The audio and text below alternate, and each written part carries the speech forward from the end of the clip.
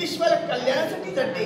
या विश्वावर आलेल्या संकट नाना रूप धारण करून आलेल्या संकट दुरापास्त केलं आणि याच्या पुढे एक कर्तव्य सदैव करणार आहे.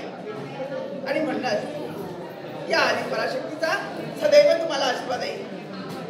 सदैव तुम्हाला आशीर्वाद आहे.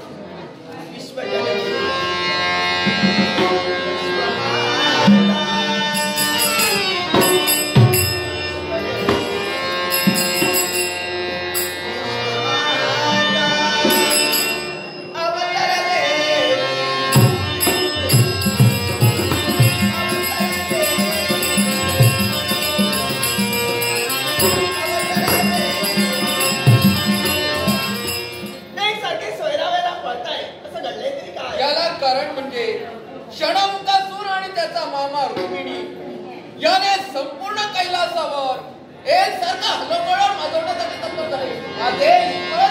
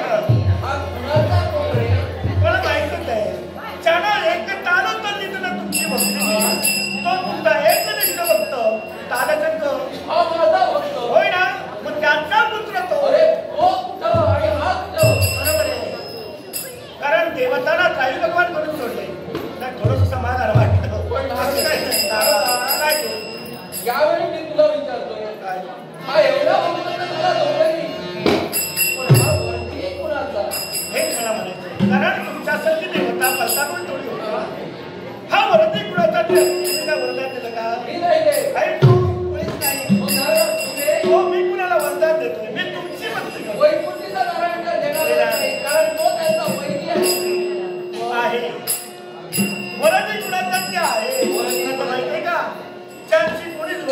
नाही माझ्याशी काळजी विरांची वा त्याची भक्ती करावी दानवेश्वराने आणि त्यांना वरदान द्यावं. हो अमराने अजिंक्य आणि अमर देवतांचं काही खरं नाही. हे घडला काय अजिंक्य आणि अमर असं होणारच नाही.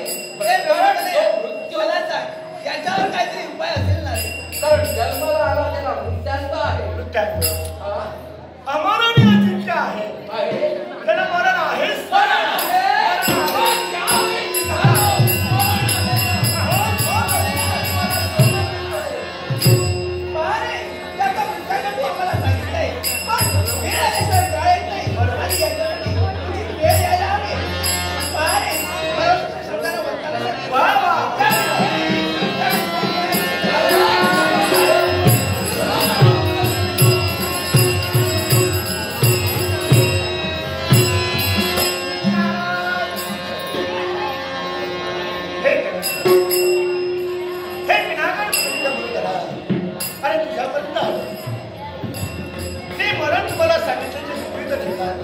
आणि समजा घडल्यानंतर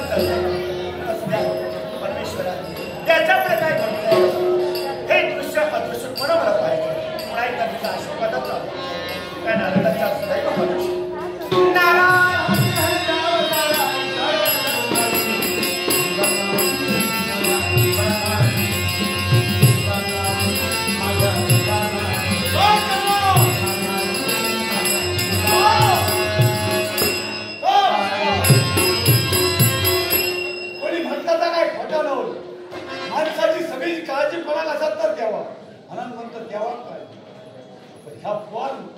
पोराक सांगान गेले म्हणून की तो माझा धंदो आज घरी जाऊन कपडे धुवून घेऊन येतोय मला सांगतो.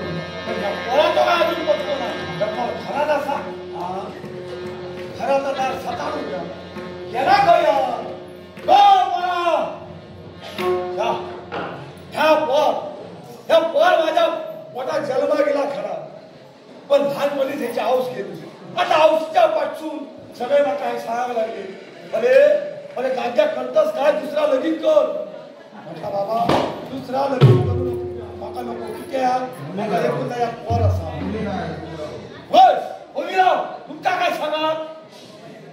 एकूणचा एक पोर आज दुसरा लगीन केलं काय ते आज सावतराव त्याचे हाल करतली.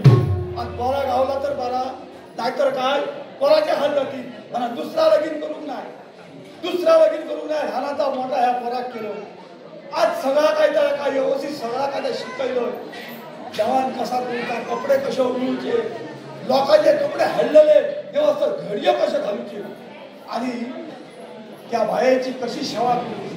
त्या औषधीची सेवा केल्यामुळे आता काय कसल्याच गोष्टीची आज कमतरता नाही.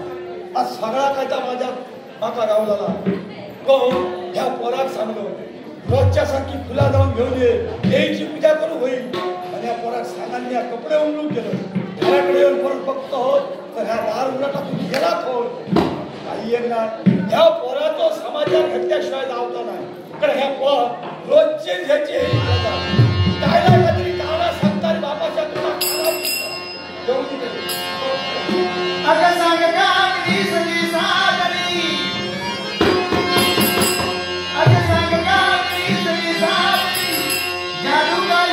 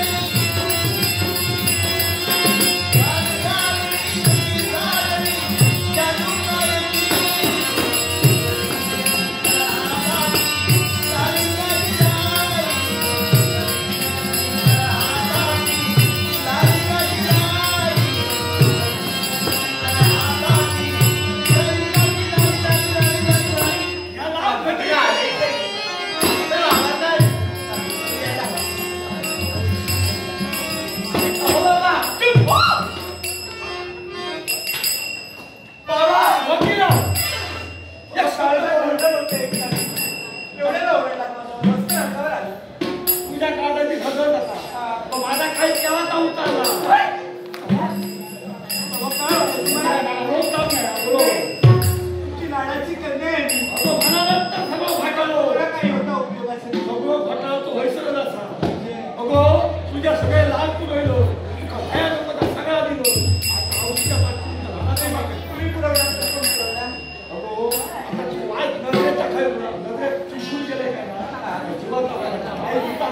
बाबा ते काळी छान माझ्या बाबांची मनापासून सेवा करायची. मंदिराच्या गाभाऱ्यात जाऊन त्या देवी पण माझ्यासारखी देवासारखीच तुम्ही मला श्रेष्ठ आहे हे म्हणत एकच वाटतं. काय वाटतं देवा दुनिया बाबा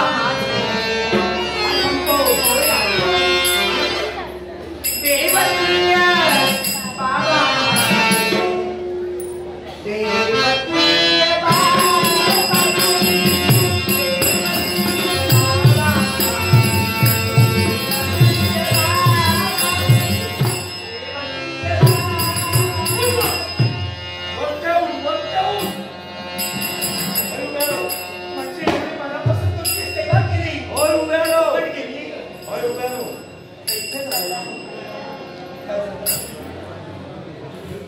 सगळा बरा असा अजून होतच हो कर्म भासता म्हणजे आता हळूहळू वय वाढत तुमची स्मरणशक्ती कमी होऊ लागली. माझी स्मरणशक्ती कमी जाऊ ना इतकं हे झालं दोन्ही शरीर जाऊन कपडे उमळून हाणलो तरी तुझ्या होतं खोय.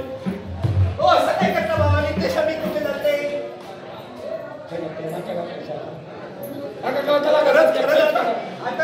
कसा आता तुमच्यावर काहीतरी विचार करा. तू काय सांगला या काम तुझ्या बाबा तुला भेटायला जाते की तुला येतो काही इतकं बाबा सांगायचं विसरले हो तुझी गंमत घडली बाकी हे गमती तुझ्या बाबतीतच म्हणतात बाकी बरं बापाशी कळीला आपल्या ये झालो काय गंमत घडली. बाबा फुलं वेचत होते आणि वेचता वेचता अचानक तिकडे राजू काकांची बायको आली.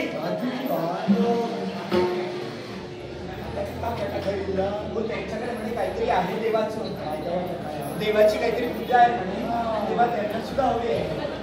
हा म्हणजे कळला आता तिया दोंपारण्या घराकडे खोल टाकला दोंपारण्या तुझं खोल राजू हो म्हणजे घरात मला मिळत नाही म्हणून लोकांकडे फुकट लोक असतील तुम्हाला आता तुझे जास्त लाडून करतात मग हे काय नाही काहीतरी तुका ठेसलं हाती तुझ्या पाडतात म्हटल्यानंतर आज ती एका घराकडे होतो हे खरं मला सांगा आता माणसाशी माणसाने एकमेकांशी प्रेमानं बोललं चार माणसं जोडून ठेव तर माणसं मिळतात नाही तर पैसा काय करणार या माणसाकडे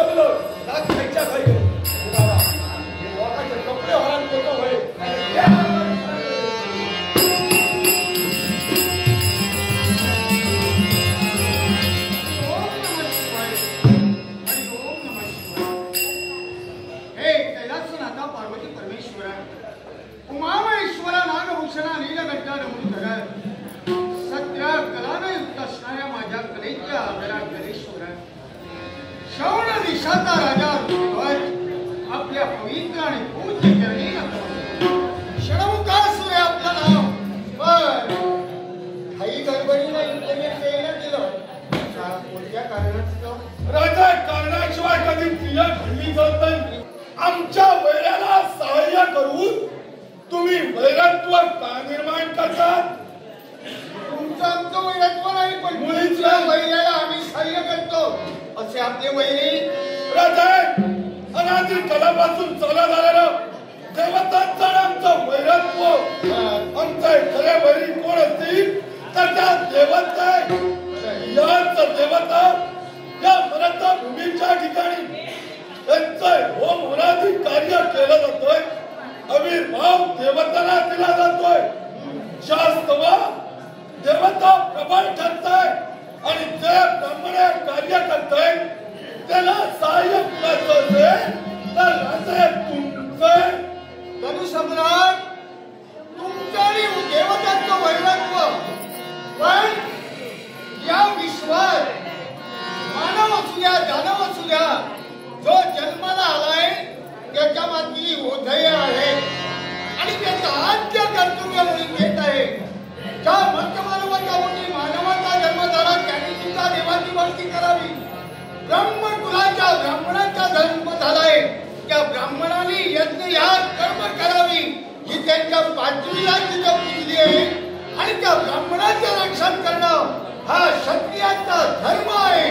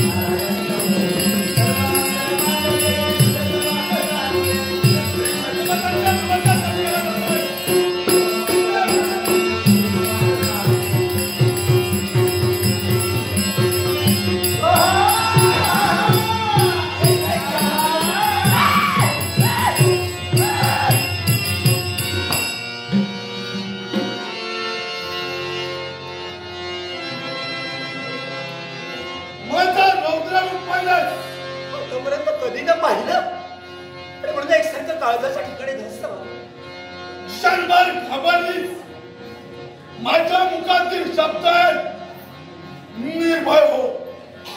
माझ्याकडून कसलाही त्रास तुला होणार नाही. अकरा विक्राळ एकसारखी अकरा विक्राळ कृती आणि एकाएकी तुमच्या मुखातून शब्द बाहेर पडावे.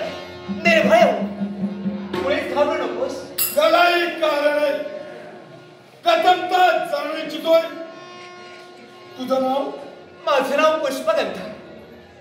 पण आमच्या देहासमोर आणि नेत्रासमोर उभी असणारी व्यक्ती आपण कोण आहात? धनु सम्राट क्षणमुखासून त्याला संज्ञा. आमची इच्छा तुमची आणि ती इच्छा परिपूर्ण करणं हे तुमचं कर्तव्य आहे. पण मला सांगा, तुमची माझी ओळखी नाही. तुम्हीच म्हणालात मुळीच घाबरू नकोस आणि म्हणूनच तुमच्या शब्दात आता थोडीशी तुमची आपुलकी वाटू लागली आणि भीती दूर व्हावी. पण माझ्या मातेची भक्ती करत असताना आतापर्यंत कोणी खंड पाडला नाही आणि एकाएकी आजच तुम्ही खंड पाडावा आणि ती सुद्धा ओळखी नसताना तुमची हो त्याच्या मनात काय अभिलाषा मला स्त्रीची नाही आहे. तेव्हा मला श्रेष्ठ आहे तर माझं कर्तव्य आणि कर्तव्य कोणताच आहे तर प्रत्येकाच्या मुखातून देव नाव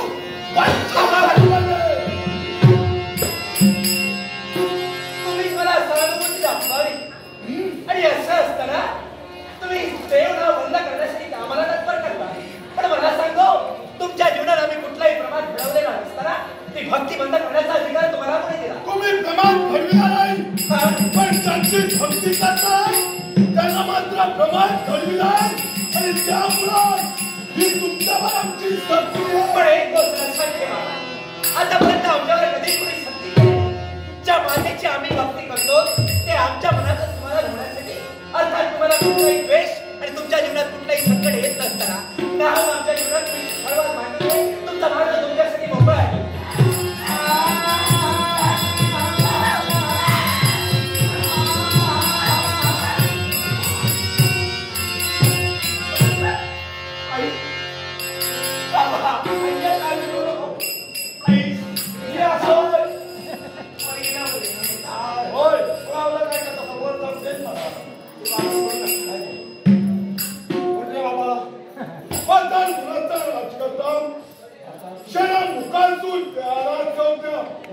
हिच्या मुखातून शब्द येते बाबा तू हिचा बाप माझ्या डोक्याचा वाढू नको असता जे हिला केला सांगितलं ते तुझ्यासाठी या क्षणापासून भक्ती बंद करायची. आता माझा दादा संत समजता तेव्हा तुला यातच सांगतो, होय आम्ही भक्ती करतो तेव्हा आमच्या भक्तीत खंड पडतो. तुझा संबंध काय आहे?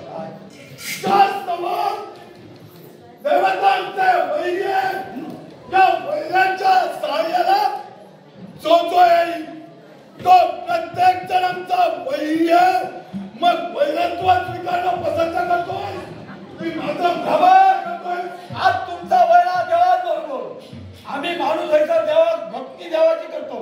तेव्हा आता मी एकच सांगतो, तुझे देव वैरी कितके असू दे, आमका हैसर देवाची भक्ती करून आमच्या जीवनाचा सामा करूचा. तेव्हा अजूनही सांगतो, ह्या भानगडीत बरा नको, आपली वाट करूया, घराची वाट. तुझ्या जीवनाचं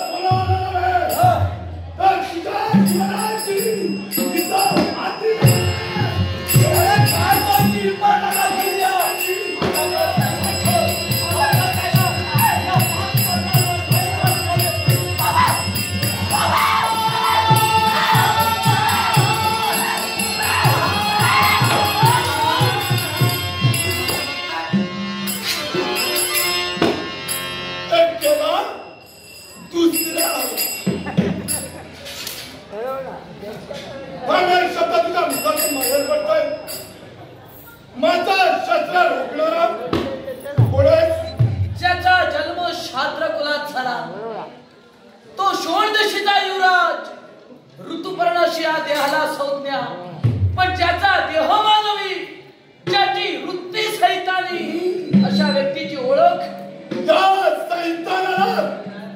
क्षणमुखासूर म्हणतात. धडधडत्या रणकुंडात उडी घेतोय, तरुण मर्जी माघारीचा म्हणतो. हे क्षणमुखासूर, दूरदृष्टीनं मी पाहिलं, एका स्त्रीचा शेवट करण्यात एवढ्या युवराज ऋतुपर्णाला शस्त्राला शस्त्र भिडविलं, माघारी जाण्यासाठी नव्हे, हा संग्राम थांबवण्यासाठी.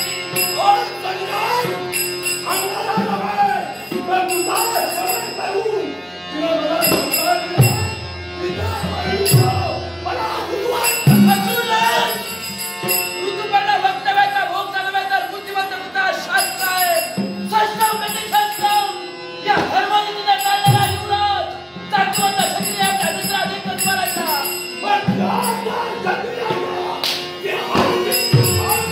जन्मपुत्राच्या मतदानाच्या कालावधी स्वतःचं कर्तव्य उज्ज्वल करूनच मरेल, माझा आत्मविश्वास आहे.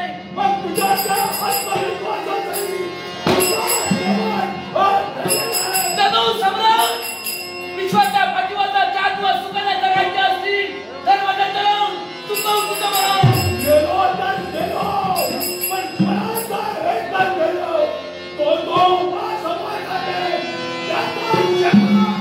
एवढी जास्त विश्वास असेल, सामोपचार समजा, या तुझ्या अभिषेकाला वेगळं काय म्हणतो.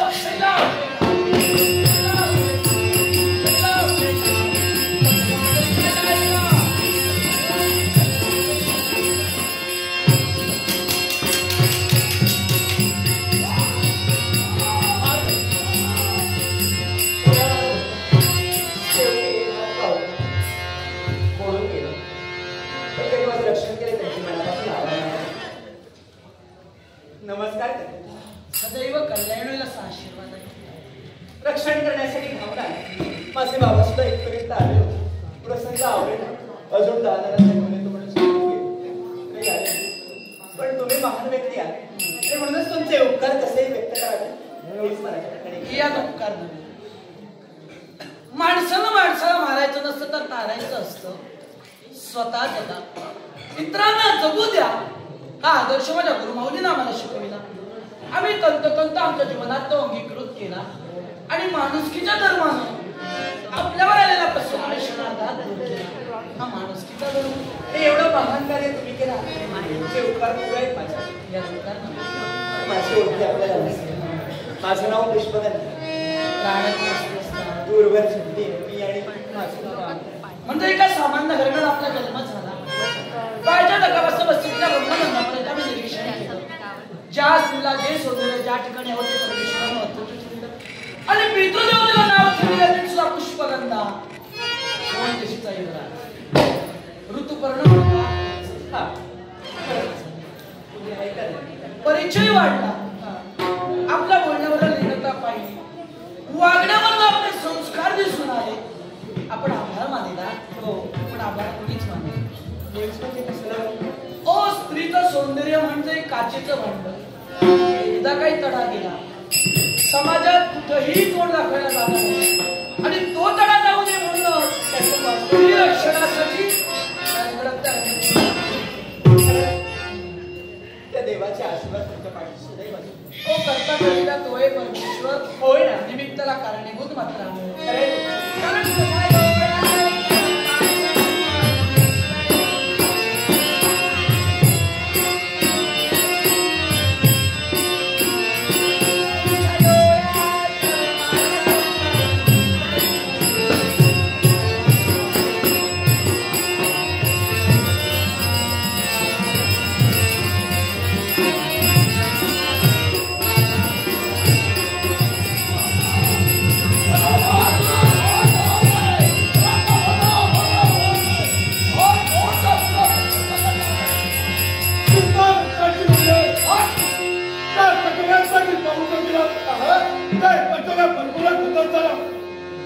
दक्षिणचा युवराज ऋतुपर्ण त्याला माझा मार्ग रोखला.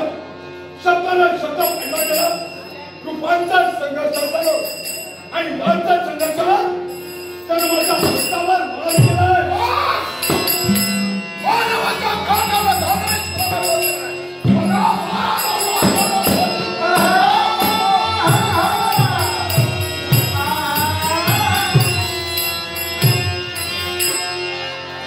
विश्वास आहे पण या भावावर वैद्यकांनी असमोपचार करावा.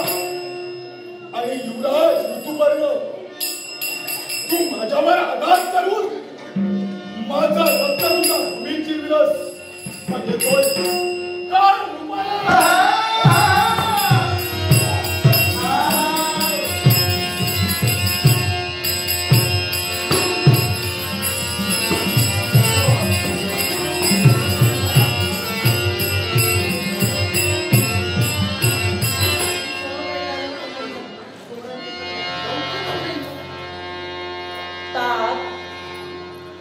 आपल्या पुढच्यानी पवित्र शब्द आपला सुपुत्र शुभमंगल आशीर्वाद. तुझ्या मुखकमलाकडे पाहता क्षणी हास्यवदनानं तू दिसतोय पण येण्याला वेळ झाला रे. त्याला कारण आहे. थोर जबाबदारी तुम्ही माझ्या हाती दिला की शोण देशाच्या सरहद्दीवर उभं राहावं. जर एखाद्या शत्रूनं जर आक्रमण केलं तर आपल्या राज्याचा सांभाळ करण्याची थोर जबाबदारी खरंच आमच्या मस्तकी आहे. आणि ती जबाबदारी आता सांगपणे पूर्ण करण्यासाठी सरहद्दीवर उभे राहील. 12 वर्षाचा पत्रिका गुरुमाऊलींच्या सानिध्याने मी शिकवलो. ज्यानं विद्याभ्यास आम्हाला संपादन करून दिला तो राजवण्यासाठी सरहद्दीवर उभे असताना आणि म्हणूनच जबाबदारी तुझ्या मागे दिली. मग पुढे काय केलं? ओ एक स्त्री का ताळ तलितेनं जन्मायतेनं निस्वार्थीपणे आईची भक्ती करत भक्ती तदात्म होती हो.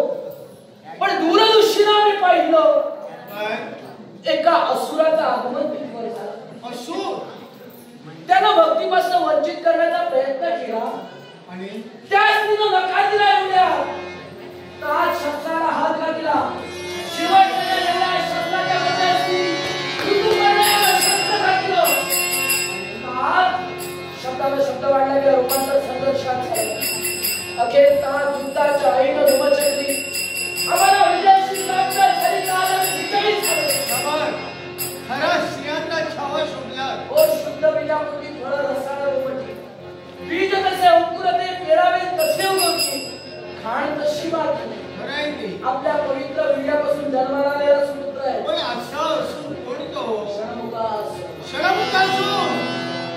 अरे त्या चांडाळानं दरबारी सुद्धा प्रवेश केला पण युद्धातून पलायन करून गेला. आम्ही हस्तावर वार केला.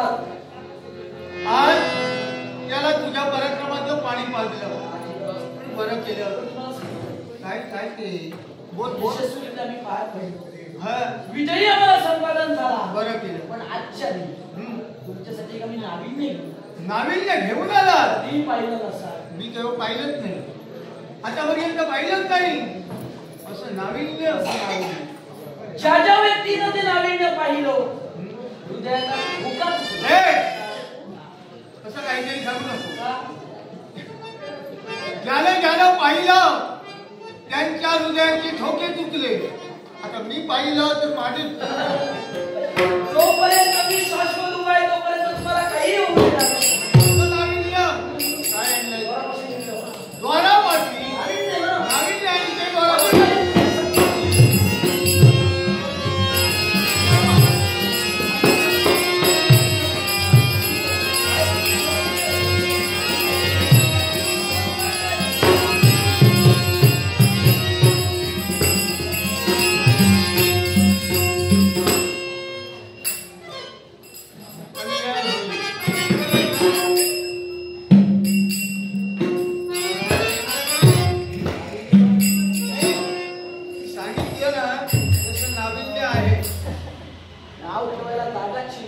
खरंच ते नाव कुणी घेवतच नाही. पण माझा एक संशय नाही, शंका कारण तरी तुला विचारल्याशिवाय मला कसं कळणार? हो सत्ता तुमची अधिकार घाबरली. आता याच्या पुढे घाबरायचं नाही. राज करता जरी मी असलो तरी न्याय सर्वांना सांगा. याने जे काही सांगितलं ते खरं आहे, सत्य आहे. देवीची आराधना करत होतात, एवढ्यात त्यानं चढाई केली, याने रक्षण दिलं, यांच्यामुळे रक्षण केलं. मग नाव काय तुझं? माझं नाव पुष्पगंधा. पुष्पगंधा कुणाची कोण? दाजी परी यांची कन्या. काय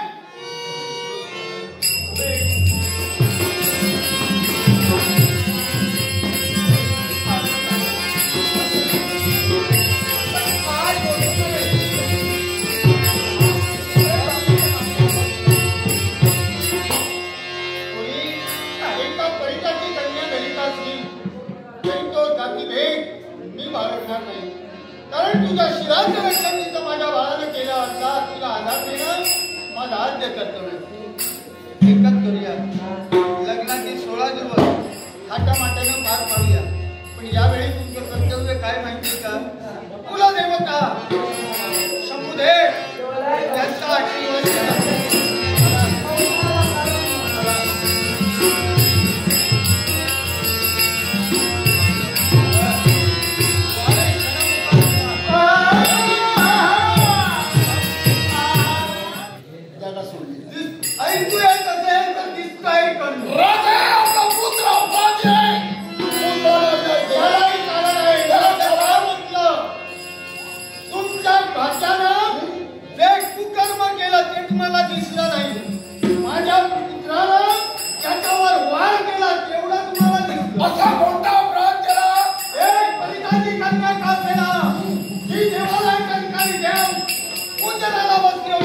काय अधिकार केला?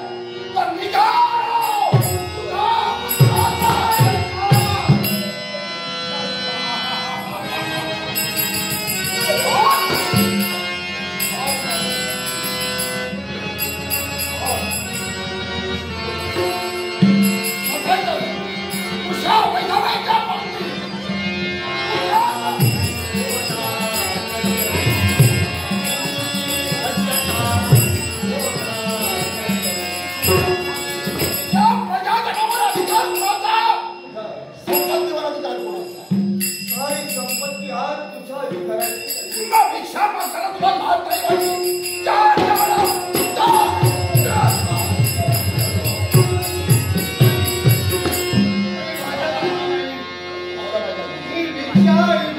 आला माझ्या झाली काही तुझे नदी बांधतो काही पाहुणे म्हणून तू त्याला ओळखू नये यासाठी ते बोलले नाही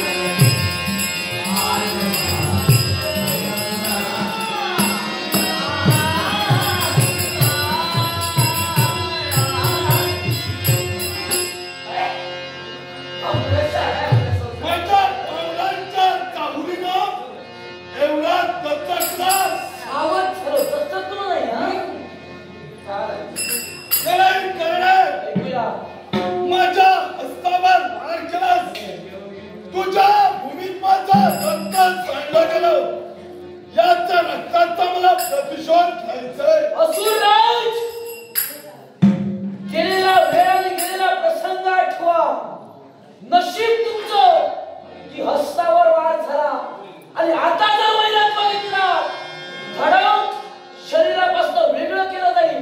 मी जिवंत राहिलो तिथं तुझं दुर्दैव फिरलं. आता तुझ्या नशिबी काय देणार आहे याचा कदाचित तू विचारही केला नाही. अरे ते नियतीला मान्य झालं ते तुला किंवा मला आम्हाला देण्याचा अधिकार नाही. तुझ्या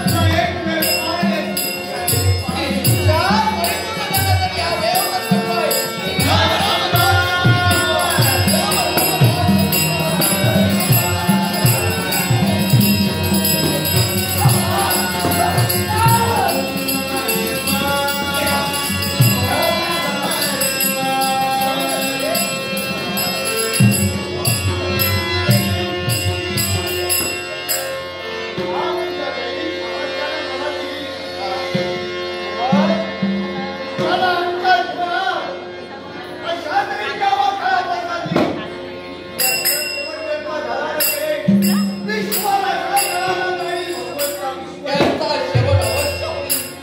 पण तुम्हाला एक दिव्य करावं लागेल. फक्त अरे समोर दिसणारा विंध्य पर्वत आणि त्याच्या पायथ्याशी असणारी ती गुहा, त्या गुहेच्या ठिकाणी एक शिवलिंग स्थापन करा आणि त्या शिवलिंगाची तुम्ही नित्यच्या भजन पूजन भक्ती करण्यासाठी तत्पर व्हा. एवढंच नव्हे तर एक बिल्व मंत्र त्यावर व्हा. सदैव भक्ती करत राहा. त्या दानवेश्वराला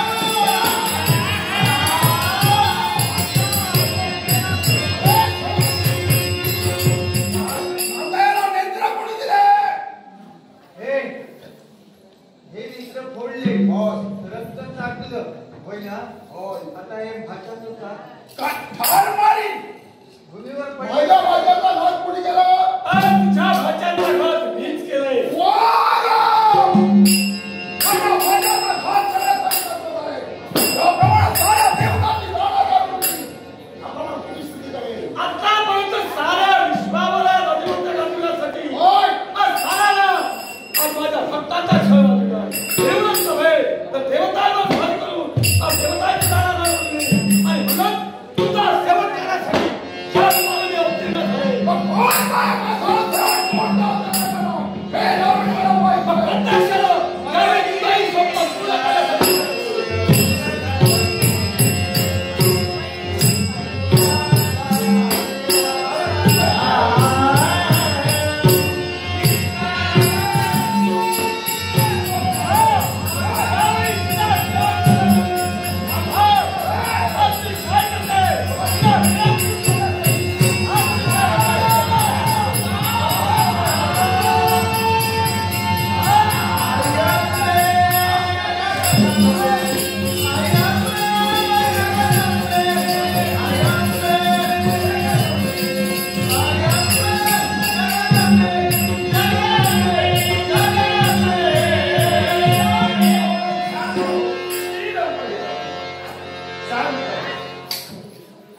हे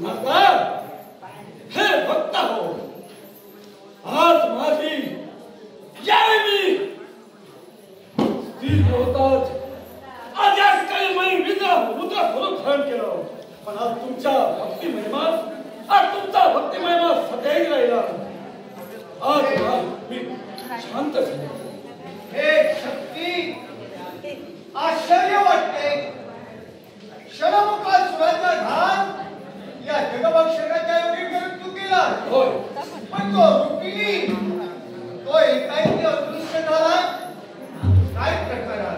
भक्त हो, ज्यावेळी क्षणमुखासुराचा त्याग होतो ते कारण या क्षणमुखासुरानं आज विरंचिताची भक्ती केली आणि अजिंक्यावर वरदान प्राप्त करून घेतलं. पण त्याच वेळी आज विरंचिताने त्याचा मुक्त्यागही हे टाकलं आणि ते मुक्त्याग कोणत्या रीतीने असेल. ज्यावेळी शिव आणि शक्ती आज एकत्र येते, एवढंच नव्हे तर त्यांच्या हाती असलेलं हे जगभक्षक, त्या विराट स्वरूपाच्या हाती असलेलं ते जगभक्षक, त्या जगभक्षकाकडे या क्षणमुखासुराचा सेवन आणि म्हणत या रूपात आज मी त्याचा सेवन केला. आणि दुसरा प्रश्न, हा रुक्मिणी एकाएकी अदृश्य झाला. हा तुमच्या प्रत्येकाच्या मनी पडलेला प्रश्न. आता त्या प्रश्नाचं उत्तर देण्याचं निमित्त होते.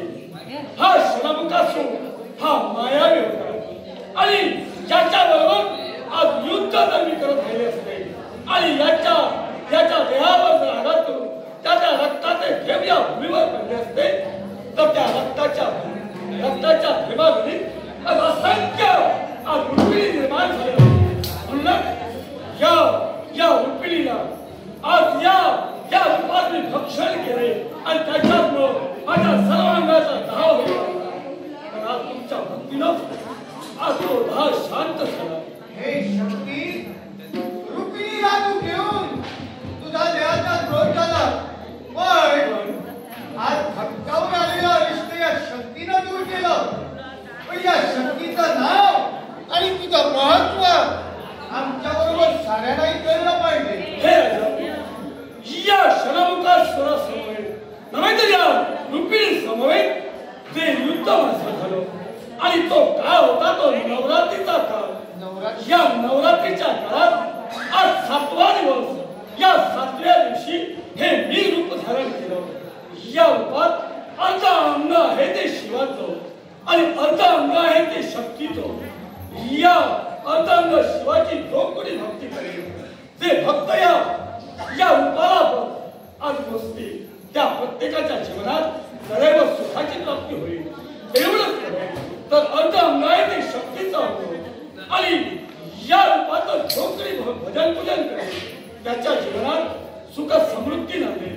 एवढंच कशाला त्याच्या जीवनात येणाऱ्या प्रत्येक संकटावर मात करण्यासाठी त्यांच्या पाठीशी आज मी उभी राहील आणि त्यांना सुखाची प्राप्ती करून देईल. मग हे शक्ती या देहाला तिचं महत्व सांगितलं. पण तुझं नाव मग ऐका, ज्यावेळी 7व्या रूपाला नसले आणि या 7व्या रूपात आज या रूपाचं पूजन नवरात्रीच्या 8व्या दिवशी केलं जाईल आणि म्हणून या विश्वाच्या ठिकाणी